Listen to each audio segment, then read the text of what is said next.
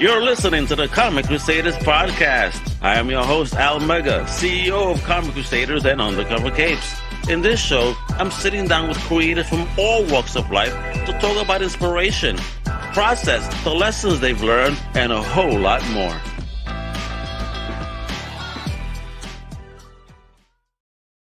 Wepa, what a minute, this is your boy Al Mega. Welcome to a brand new Comic Crusaders podcast. And today, we're going to talk some dope comic books with an amazing creative team. What a writing duo here on the scene today.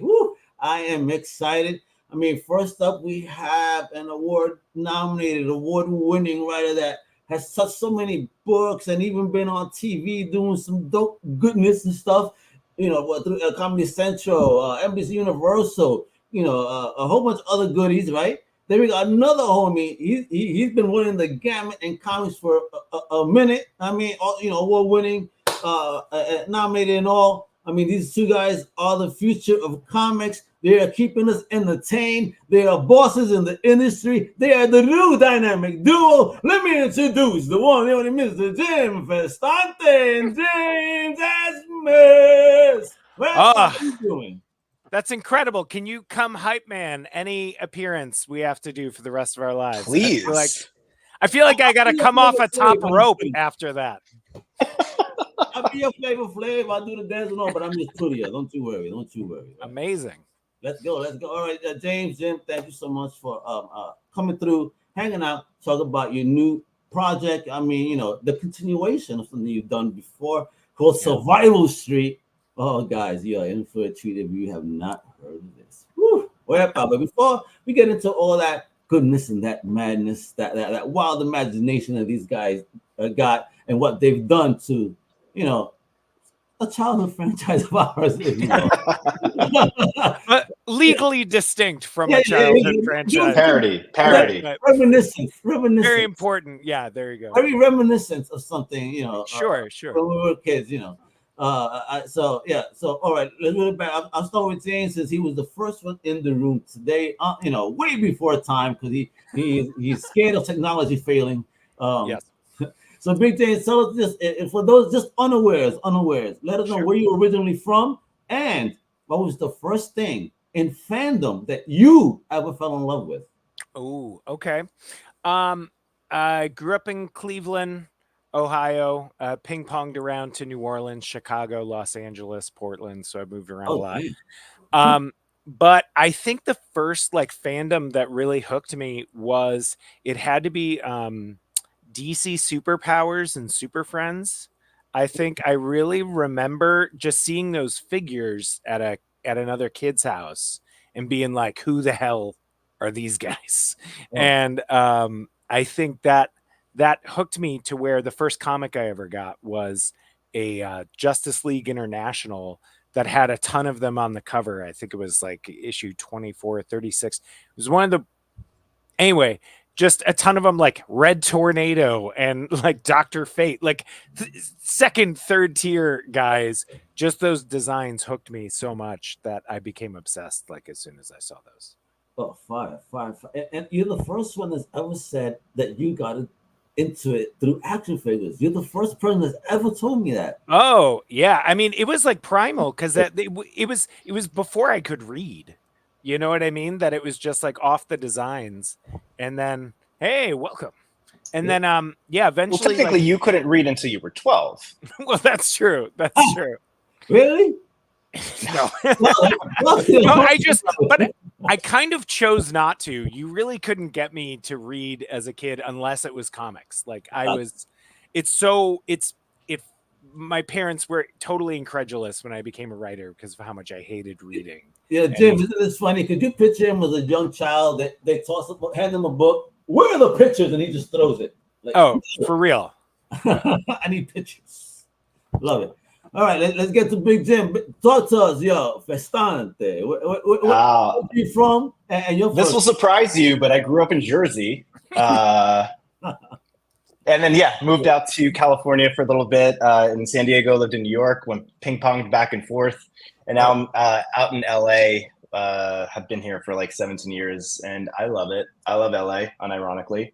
As far as fandom, I actually, when I was little, I used to be more into the art side of things. So I really liked drawing, and it's funny because I finally went through like some old stuff from my house, like where I was growing up, and I found the first comic that like grabbed my attention, and it was this Bishop X-Men. Has it? And I just like, I saw this and I was like, what is that? I need it. And it was just like, this art was like so captivating and cool. And I just like, it just really made me fall in love with the medium. Yeah, look, Jim, I have my first as well, framed. Nice. This is from the airport when we went on Eastern Airlines. Do you remember that? My Crystar. So yeah. Oh, hell yeah. It's beat up. It's so beat up, but it's just my first ever. Yeah. I should do that. I gotta get mine framed. Yeah, that is a great idea. You have your first, you should do that. The one that popped the cherry. The one that put on the man. It was like, you need to do this. Yeah. Yes, he did. You know, it's a wonderful reminder. And now I see there's a cool action figure, so I got to get it. Yeah, I was going to ask if you picked that up because that was like a shock that because Marvel, that's in that weird space where they don't really have the rights, but then that they busted out. I definitely got to get that one. I got to get, what was it? A Death's Head, if they ever make one. A proper Death's Head. Because I just found Deathlock, because I do have the first Deathlock, because that's the first George Perez work in Marvel, you know what I mean? So I had to have that legendary, you know? So it's a two for first George Perez, first Deathlock.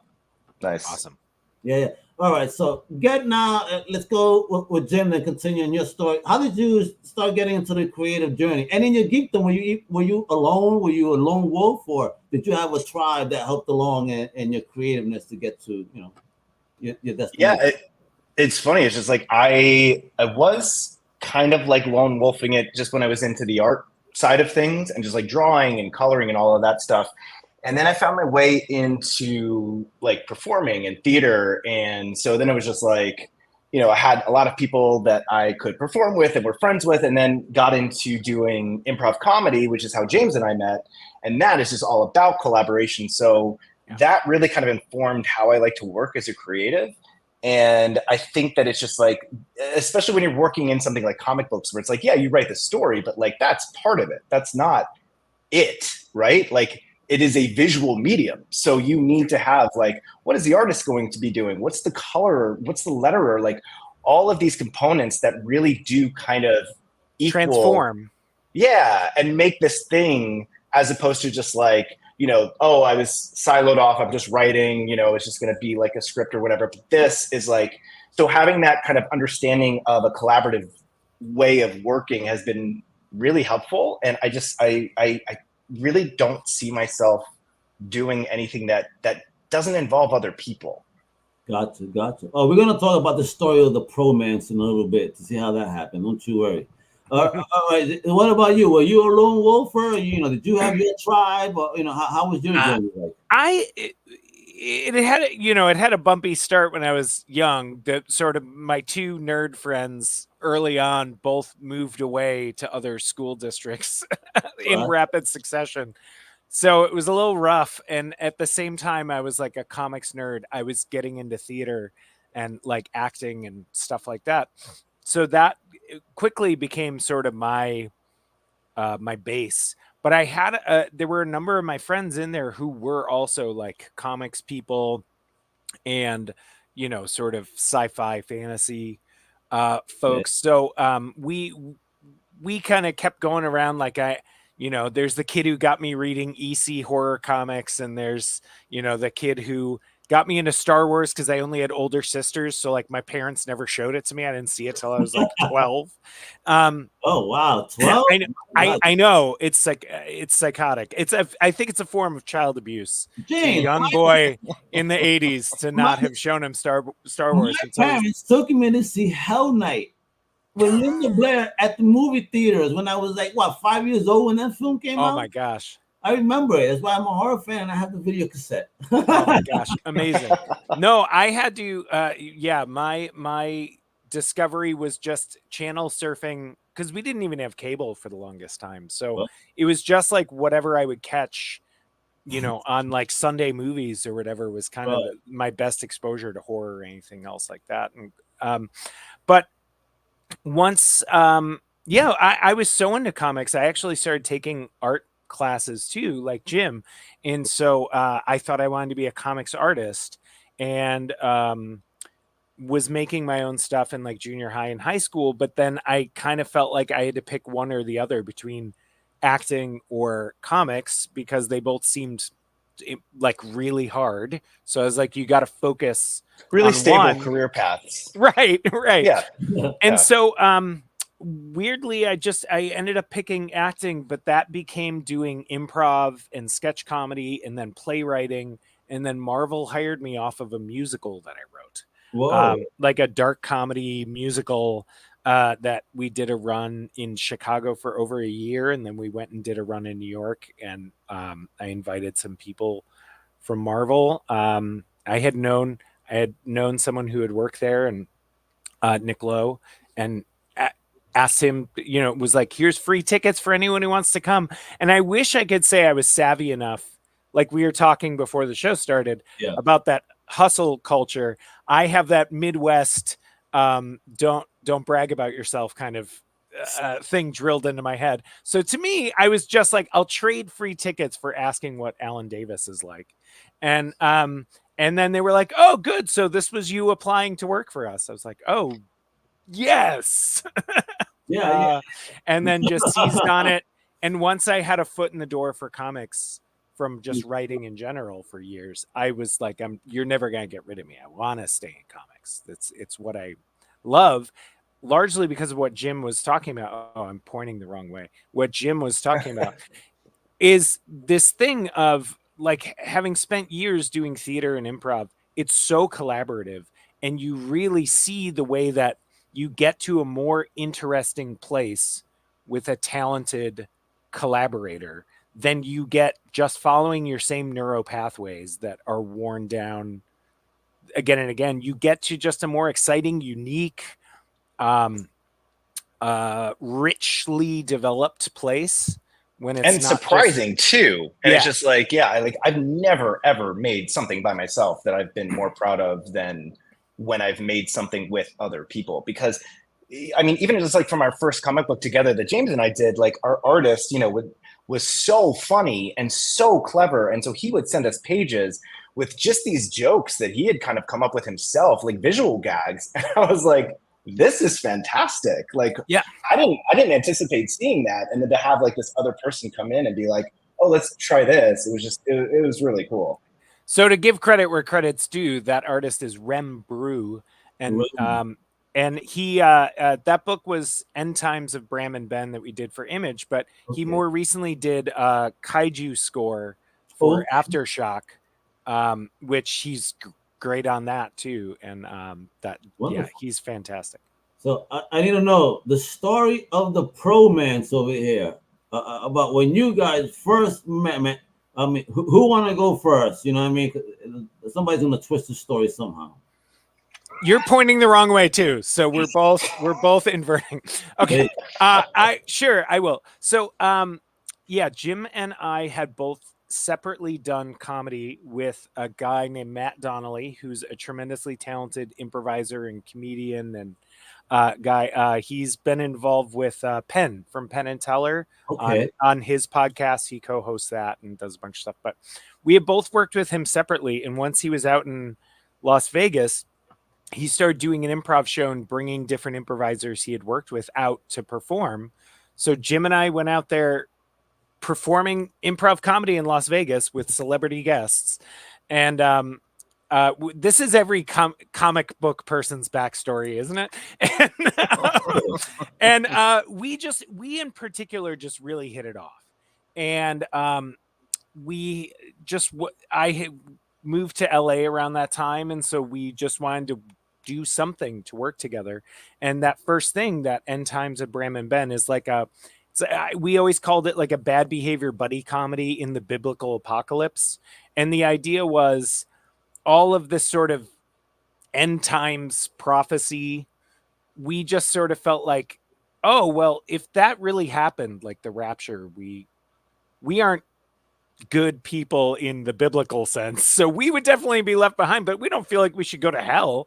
And so that sort of comedy, being stuck in that situation, just really struck us. And we started to develop it as a script, and really quickly it became so epic and absurd that we were like, oh, we this should be a comic and not like a performance piece. And mostly because trying to finance angels and demons in an apocalypse, there was no budget for that. right. And so and also we kind of realized if we were playing in a space that something like religion or belief or any of that is sensitive enough to potentially that we were like, a studio is going to be terrified to make a movie of that, very much or so. whatever. And it happened. It happened to a particular book that DC was going to put out, for example, and another publisher, Ahoy, took it over. We'll take the chance. That's right. Yeah. Second Coming, which is a great book. Yeah, a great book, but they didn't want to take it as a chance because of the religious. Right. Yeah. The bigger a company is, the more they're afraid to go near. Like, it doesn't matter what you're actually saying. They will just be scared of the fact that you're going near something, and it might get bad press before people ever read the book. Yeah. And so Jim and I were just both interested in digging into something comedically that is loaded and is potential, like, that matters. And I almost said that.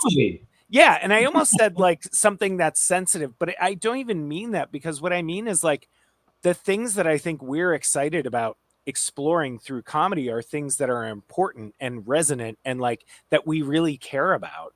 And so, but to do it through dark comedy, through things kind of thoughtfully, where you are juggling fire in kind of the topics you're doing, but we're very deliberate about what we're picking as, we're in a dangerous space maybe, but we know what we're really saying and what targets we're trying to touch on. And we found that doing End Times, and we were just like, we had a blast writing it.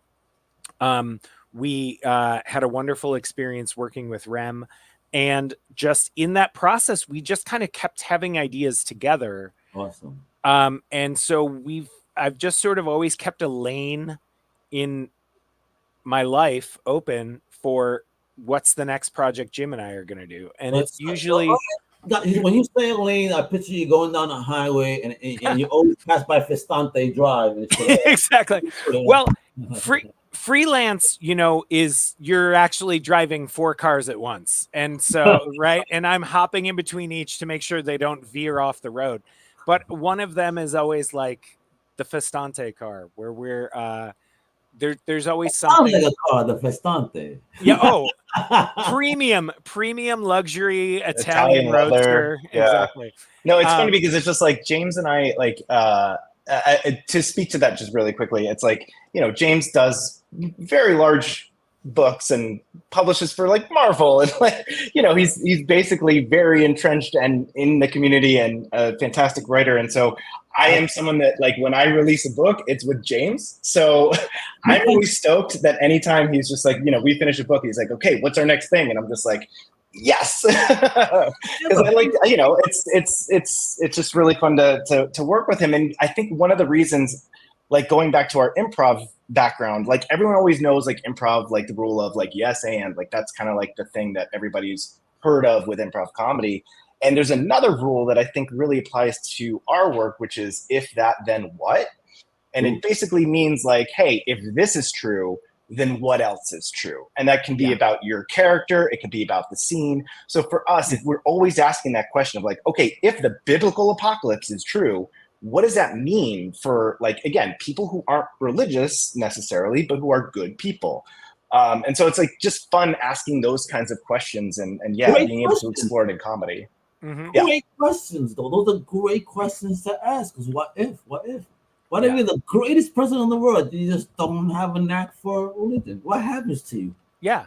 Well, especially when, just sort of thing like, I just smoked a blunt before we spoke. Now you got me thinking. Well, especially if you think about like, okay, well, if the cosmic thing that ends up being true is one whose rules say, and you have to have Like, you have to have been practicing this particular faith or else. And then it's like, oh, well, so that's sort of the exploration is like, oh, well, if that ends up being one of the ones that's right, how do you respond? Do you just change your entire worldview? Are you resentful? Do you like just follow every other rule they give you then? Or, you know, and what does that mean? What does that look like? Who are the people that are up or down? And so the twist in that book is one of the guys gets raptured in a clerical error and then sent back to Earth. And then he was like, I hated heaven. I thought it was boring. He's like, so I'm in a campaign to be Antichrist. And then hell is also pissed off because they're like, that's not how it works. We have a plan for Antichrist, but this guy gets ahead of it and becomes sort of a meme. And so the book is chaos from there, where they piss off both sides. Hilariously, that's not the book we're here to promote. That book came out years ago. No, but listen, but we're on the narrative. We're going on the lane. Right. We're talking about that fun That's stuff, the pathway, that change, you right. know, looking things differently, you know. And especially, you know, this is something that looks familiar. It's not that, but it looks familiar-ish, and you're like, oh man, what's going on here? And a big shout out to Chitlins from Drunken Chat. Great show that you guys gotta watch live on Friday nights, going into Saturday mornings to have a great time talking comics, spec, and everything. Now, Nice. All right. So, all right. First of all, this is the new story. You know, this is an ongoing. This came out. So, talk about how did Survival Street come about? What were you guys on? Do you have kids? Is this what happened? You ever watch this on and say, yo, I have an idea? Well, I mean, you know, talking about the if that then what, it was kind of like, you know, wondering where our country is going and thinking like, okay, if corporations get everything that they want, what does that look like? Right. And yeah, we had several ideas basically when we were trying to figure out the next thing we wanted to work on together. We really wanted to, you know, like I said, we like to dig into things that we really care about. And having young kids, we were both really feeling a lot of anxiety about so many things where it's like, gosh, how many different ways are we going to sell out our children's future for corporate profits? How many ways are we going to strip away protections, education, medical stability, any of this stuff to just keep increasing the bottom line of billion-dollar, trillion-dollar companies? And so we kind of realized there were 40 fronts that we could do a story about. And then we sort of said, well, can we come up with a world where we can do all of these stories, and every issue could be a different one of these things that's stressing us out or pissing us off. And so we just started with the world building part of it before we knew what the story was going to be. And we were like, okay, so it is a world where if corporations are people, then next decision is, and that means they can run for government. And so you can have, you know, the Senator Disney, and you can have, you know, you can have President Google or whatever, you know what I mean? And then they're officially they don't have to bribe anyone anymore. They're just making the laws to benefit themselves. Yeah, it's done. They're in. They got the grasp that they were looking for. And look at this. I just wanted to see this thing as you were talking. My man Chitlins over here says the speculator market can't wait for Survival Street to drop news about Netflix or Cartoon Network. They were. Me too. And so, it's definitely not going to be WB when you read issue 3 of volume 2. Yes. Yeah. And so so when we were building the world, we one of the like asides that we had when we were just talking about, well, this would happen and this would happen, and we were like, well, of course when they're privatizing everything, they'll close PBS. So the very real creatures who make children's television will be out of a job. Ha ha ha ha. And then we were like, oh, wait a second.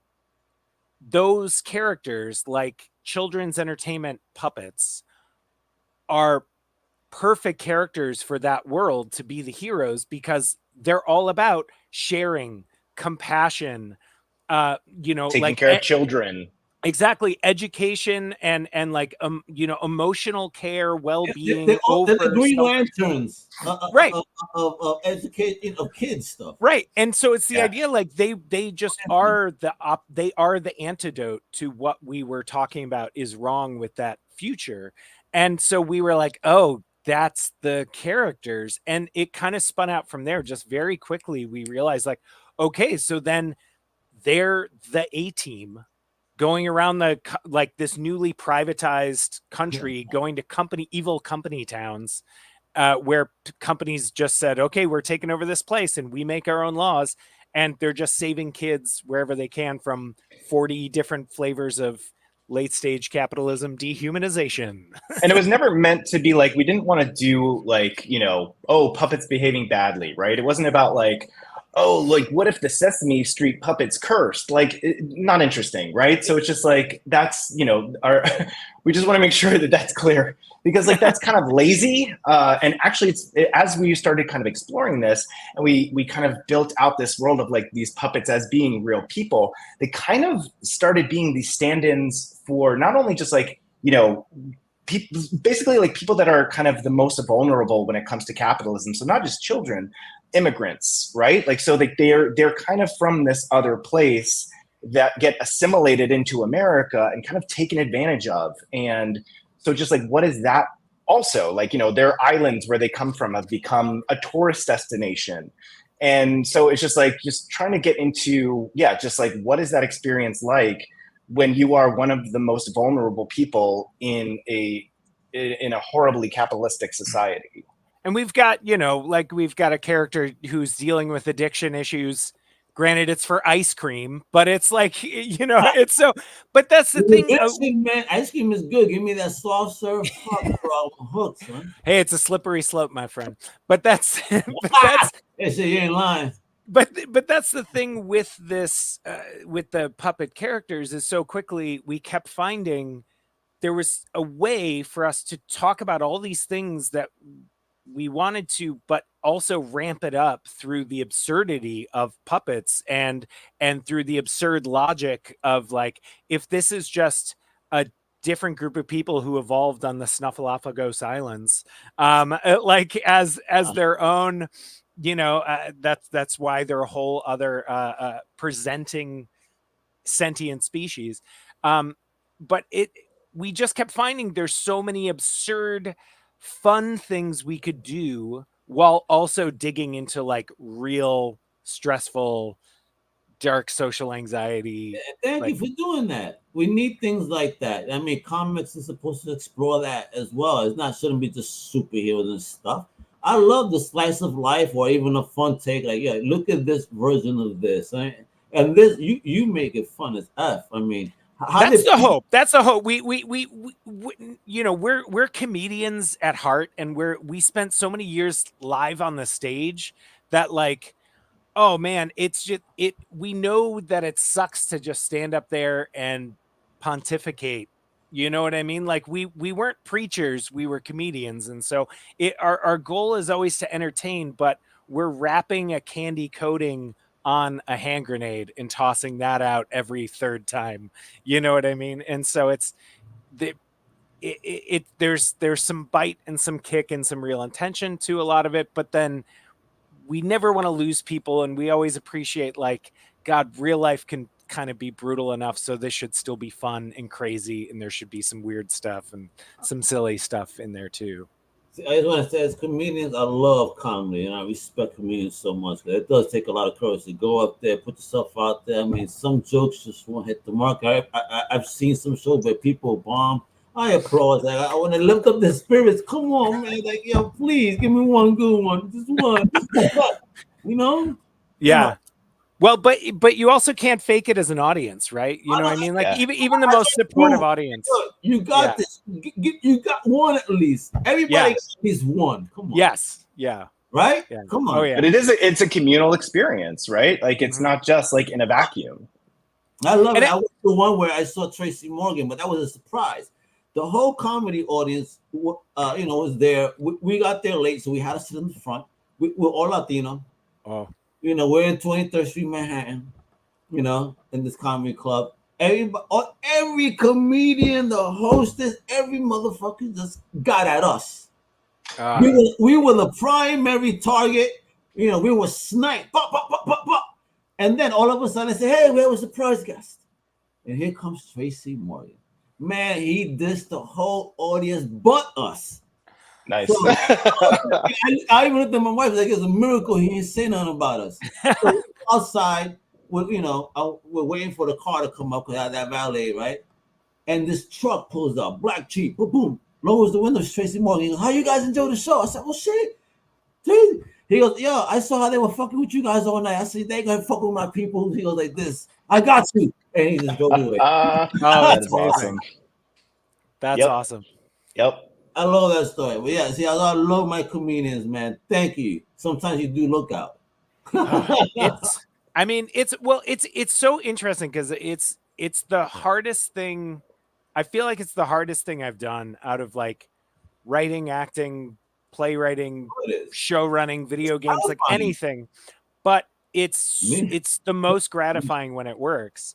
But then, also, like to your point too, like I think it's about like comedy works when it's not punching down, right? When it's speaking truth to power. Yeah. So it's just like it's that way of like like cutting down, like it's the jester who's the only one that's able to like fuck with the king, right? So it's very much in that sense where Tracy Morgan saw like, oh, like they're punching down, they're fucking with you guys the whole show. So like, no, fuck that. I'm gonna mess with the rest of the audience. I love that. I was so happy. Finally, I was like, damn. But I was the mean Puerto Rican man apparently the whole show, all right. And my wife was the big titty Puerto Rican, and my wife's cousin and wife both Dominican, by the way. But, I mean, one is Puerto Rican, one's Dominican. Their names though, when they asked them their names, they're like, oh my god. Again, remember we're in New York, Manhattan. Ivan and Edna, they're like, how do two Latinos have the most Jewish names? Oh my God, they got picked on the whole show the worst. Thank God. It was fun. But all right, so you guys did that story. How did people take that first take of Survival Street? How did people take it? I mean, because we're back. Yeah, amazingly. Honest to God, like, so I've been writing comics professionally since 2008, and veteran, bro. Salud, bro. Yeah, and there is like the genuine excitement for this from people who read it or just who like the whole spectrum. This is one of the only projects I have people like coming up to my table when I'm doing conventions, like, what? I want to buy this, you know what I mean? Or they're like, oh my God, I heard about this, I have to get it. And then similarly, that we have people like loving it and really coming to like fan art getting made like across Instagram, Reddit, whatever, just randomly popping up, people messaging us. Immediate social media influencers, and not even the social media, he's influencing without even knowing. Look at this guy. It's that good. I mean, I will say not so much so that I don't need people to still go follow and do whatever. I could still pick up a little more snow on the snowball. But right there, big things right there. But I will.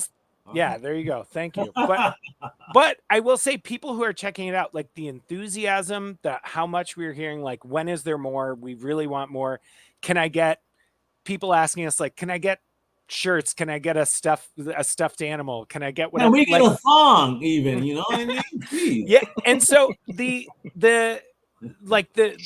love, the investment, like people coming up and telling me like, this is my favorite character and I hope this happens and I want to see this in the world and like whatever. It's beyond anything I've seen, like working on major franchise stuff, and you know what I mean? And then now they're gonna get more. They're gonna get more. The radical left. Oh my! The radical left. Oh, this already sounds dangerous as F, man, and I can't wait to read this. I'll tell you that much. Oh my! Look at this gorgeous cover, folks. I mean, so this is from our fantastic artist Abelay Kusanov, who the first volume was his first book released in the States. He's from Kazakhstan. He's from Kazakhstan. Oh man, look at that, bro. And we connected online, and he was interested in working on something together. And he had nothing like this in his portfolio, but this was what Jim and I had decided we wanted to do. And I was like, wait a minute. What do you mean he had nothing like this? I got. Well, I mean, who's just drawing action puppets? You know what I mean? Like, who's drawing? What was his style like that? When you say nothing like this, I mean, he was doing action superhero sample Oh, okay. pages So you mean and some reducing the horror. superhero to puppets is like what the fuck type of curve? All right. Yeah. But So I was like, well, do you want to try drawing some of these characters? Like, here's the premise. Do you want to try drawing some of the characters? And like his first stab at it, we included in the collection for volume 1. And like just off the bat, he just nailed it. Yeah. This was his first. My God. On his first try? That was his first attempt. And we were like, okay, Great. man. Yeah, y'all were on the algorithm, baby. That's what happened that day. I'll tell you that much. Shit. And he has been such a genuinely perfect collaborator for this series. Like, as Jim was saying, when you find the right people, they elevate it. They're adding their own voice and their own personality and their own ideas. And he just, this cover, that is from our good friend and fantastic artist, Ben Dewey, who's known for doing Beasts of Burden, especially at Dark Horse. Oh, yes. No, but he's a good friend of mine. He's a wonderful guy. And he did the cover for volume 1, issue 1. Every issue we do A and B. Look at that though. Is that like glossy or something? Spot gloss, yeah. It's awesome spot gloss to go with an ABC's book and like skulls. It's the perfect. It really calls out what you're in for with our series, the juxtaposition. That is some self porn if I've not seen it, bro. Let me tell you. Yeah, I mean Ben did a beautiful B cover for issue number 1 of volume 1. So we all knew we wanted to have him back and do another cover for volume 2, number 1. And so that other one you showed, either one, by the way, just to do the business part, the book, you can pre-order volume or issue 1 now, up for pre-order, and you can request either cover. It's not a like a 1 in 10 variant or whatever. You can request either. How about just get both, because they're both dope, and you can put it in a great frame, put it up on your wall like we do over here. You know what I mean? Exactly. Guys are doing there. Look at that artwork I see behind Jim. You know, I see some dope stuff. That's from one of our Rick and Morty books that James and I did together. Oh man, Rick and Morty is my jam, bro. Yeah. Well, we got some more of those coming up. Oh, where that's been fun for us to do. That's the sort of one of the only work for hire things we've dipped out to together, because we're both huge Rick and Morty fans. And but I mean, mate, because I mean, based on y'all humor, y'all have a fucking good time with some Rick and Morty. I mean, again, and look at this, the panels, the coloring. Talk about this team you putting together for this book. Ellie Wright did the colors, and she is Irish. We tend to work with like a lot of international people for some reason. It's great. But yeah, she has just like, it's really gotten to the point now where, with volume 2, it was just kind of like, hey, here are just some new characters that we're doing. And like, here's like some color ideas that we're thinking from them. But for everything else, it's just like, just go. She just like has been making like just these really bold, like almost like these 90s, like pop color choices that have just been, especially in volume 2, like, I mean, just so fun, so cool. And your letterer. I mean, look at your letterer's work too. I mean, and then the outline of the page in and of itself. I mean, it's eye candy. It flows. This particular page flows so well. You know exactly where to look, how to flow. Dude, I mean, again, that what makes a great comic, man. People, again, these little things, all these little things fucking matter for a great book. And these has all these little details. Well, so our letterer, Taylor Esposito, is not only just one of the hardest working men in comics and killing it across. He's a James Brown of comics. I hear for real. He's busting it up for every publisher. He's all over the place. I never see anyone's name more frequently on books than I do Taylor. The James Brown of comics.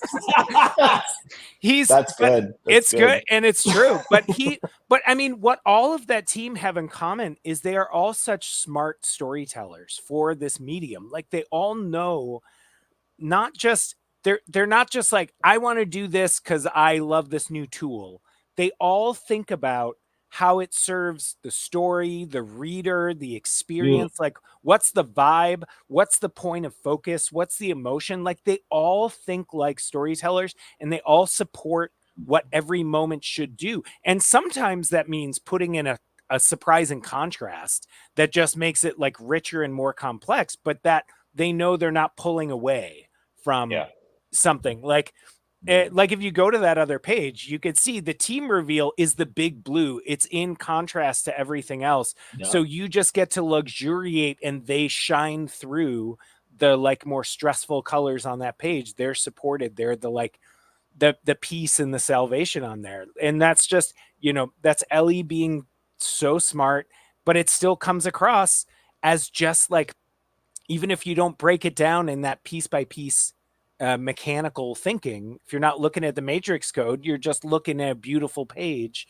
and she still makes it just sing as something you want to look at, as great eye candy when you're like unwinding. You know what I mean? That moon sings to me because again, look at the amount of orange on that page, but then, you know, with those whites, and then she knows how to put the orange, you know, body to really stand out and emote that almost 3D-ish effect, if you will. Yeah, I mean, everybody did their job here, yo. Gorgeous page.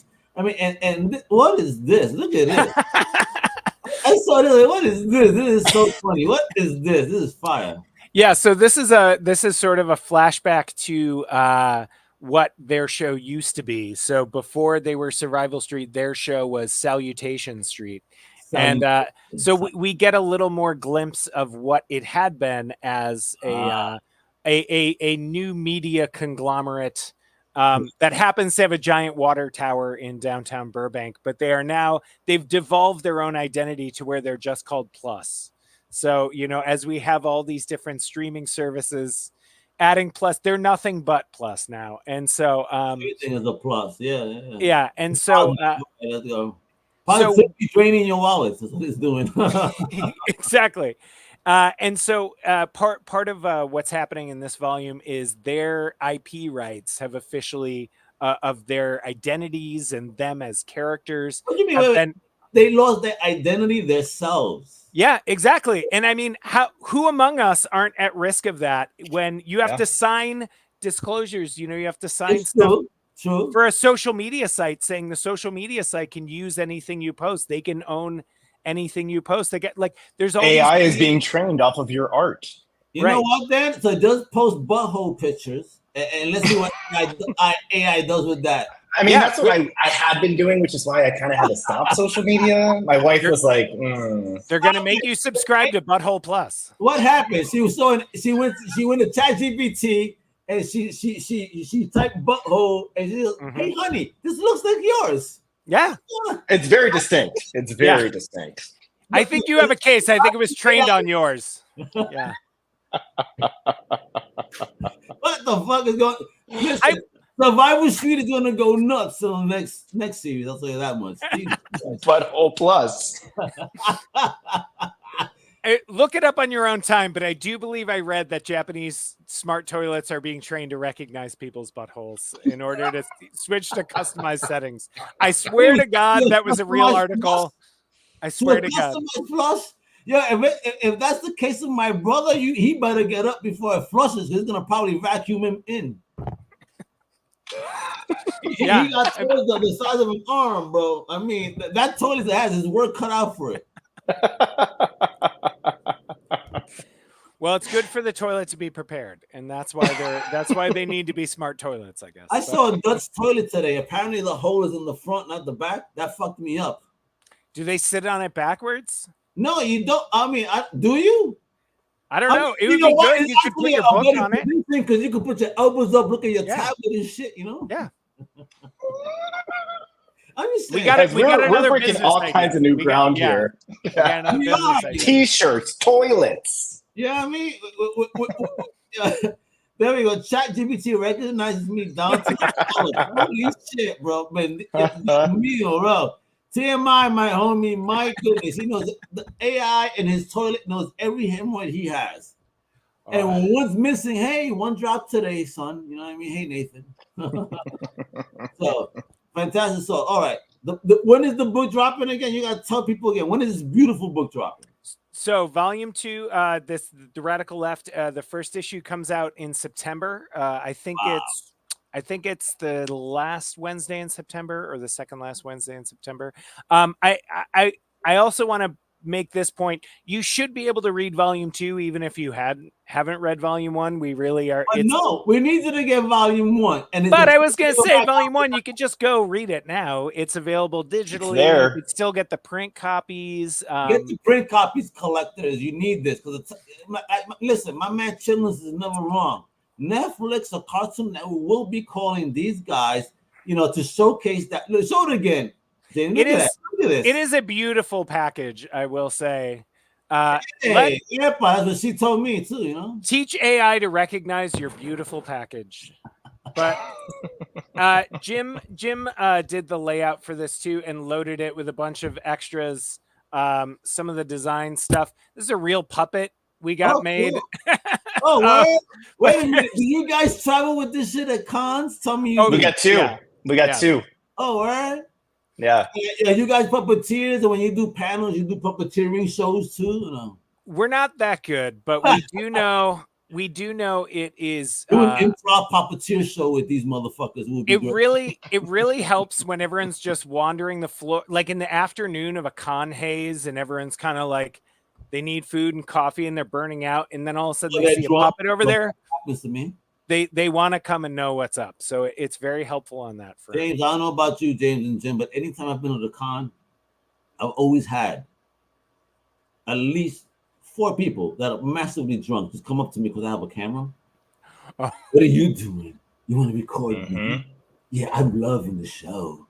And then they just start dribbling, but then they can't stand straight. So I can't record you because you can't stop moving, bro. I gotta be fucking like this and shit. I'm like, hold me. And they got my team got to move me and shit on them to make sure they look straight the whole fucking time. You know what I mean? Like, what's wrong with you? You gotta tell them they're blurry. It's not even the camera. You are blurry at this point. And they're slurred words. I hate saying, excuse me. What? Takes all kinds at a con. Yeah, I mean, and again, talking about cons, I need to know. It is con season. It is hot. I mean, and you guys got projects out. So, Big Jim, you first on this one. Unless you're traveling with James and shit, I mean, and the bromance continues over here. Where are you going to be at next? Where we could pick up some goodies, see you, get some signatures, take some selfies, photos, have a beer, maybe smoke weed. Who knows? All of the above. I might spend a day in San Diego. I don't know, but just because the new one's not coming out until. Yes, if you go to San Diego, my man Chitlins, he is a comic crusader. Okay. Right there. He will love to. We'll be at. I think we're most definitely likely doing New York. Yeah, we'll be in Portland. We'll be in Portland in September. So yeah, New York. I'll say our current plan is we're gonna go to New York, but I don't think we're tabling at New York because I think we're gonna do like Friday, Saturday. Oh, so you let me know either day that you're there so we can connect. You know what I mean? Yeah. Have a chat, maybe do an on-site interview, and then we could bring the book in person. Yeah. And you know what we could do? You guys could sit in front of me, and I'll get a chair, and I'll do a reading like we were in school of the book. I love that. And we'll be like super drunk, so you have to just like constantly be like, my homie will be like, you shake him, so that way they can follow the book. Right? The blurriest men in comics. Yeah, my man's already inviting you to Tijuana. Oh my god, Chitlins is taking you to Tijuana. Let's go. Well, I will say I won't be at San Diego. Jim might be the one to make it to a day at San Diego. If he makes it at all, if he goes to Tijuana with Chitlins. He might not make it back. It's so good you'll stay. But you'll be writing Spanish comics. You'll be like, what is this stuff in Spanish? I can't understand it, Jim.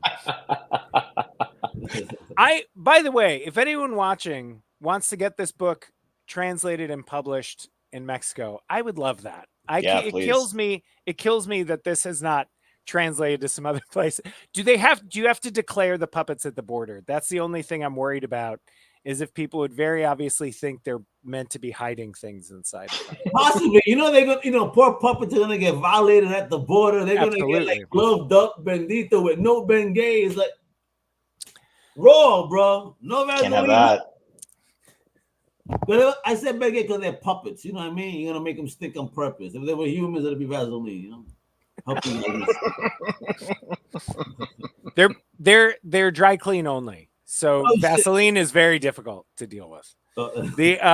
But we're doing Rose City in Portland in September. You see, then they get checked out of the culo. All right, well, I do know enough Spanish for that one.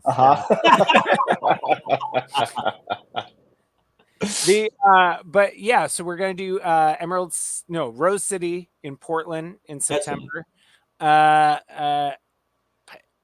Maybe LA Comic-Con. I don't know, but I think in the spring, once the collection comes out, I'm gonna try to do some ones I haven't done in a long time or have never done. Like I've never done Heroes. I feel like I should do that. Oh my God, you should definitely do Heroes. Right? Great Words there, or Fan Expo, the one in Orlando, the MegaCon.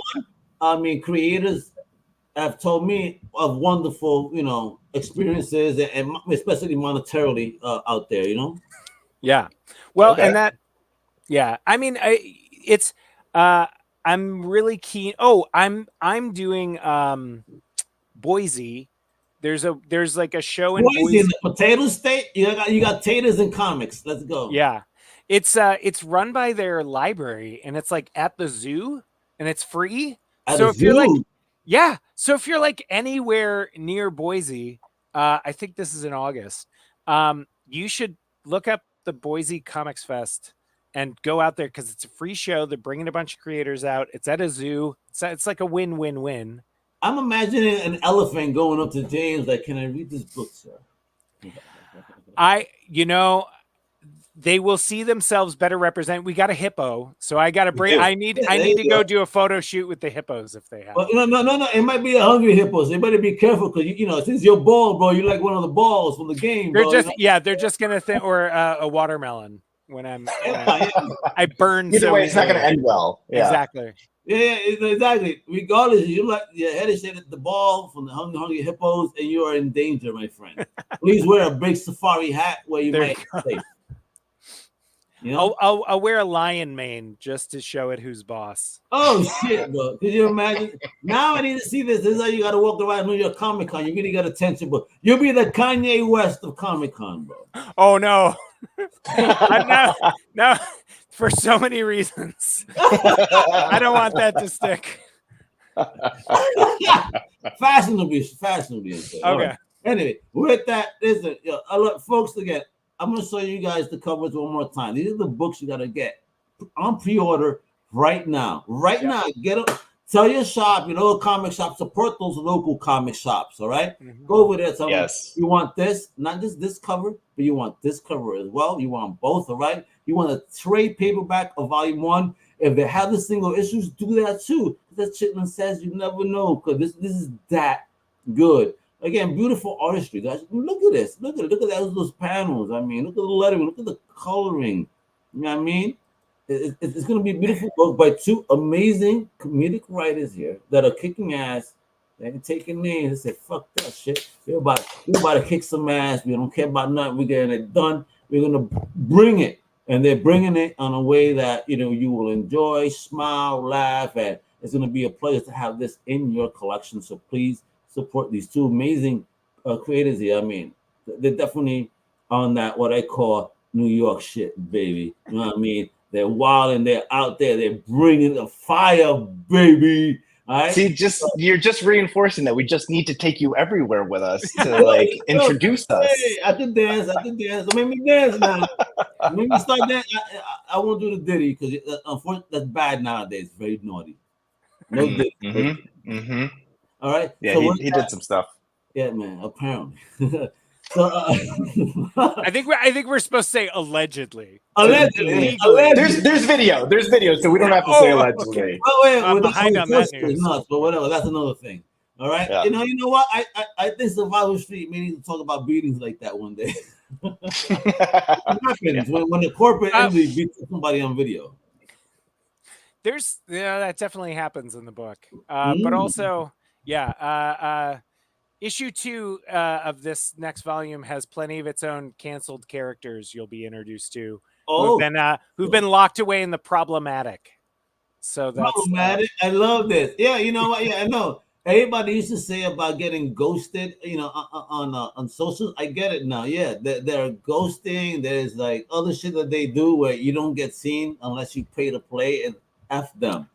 And I could see what happens, but it's all right. We're here to do what we do. We're here to send that message, but we're here to talk. That's all we can do. All right. So this is what I need you guys to do as well. Follow James on social at James_Asmus. That's ASMUS. Okay. Right. And then you to check out this website.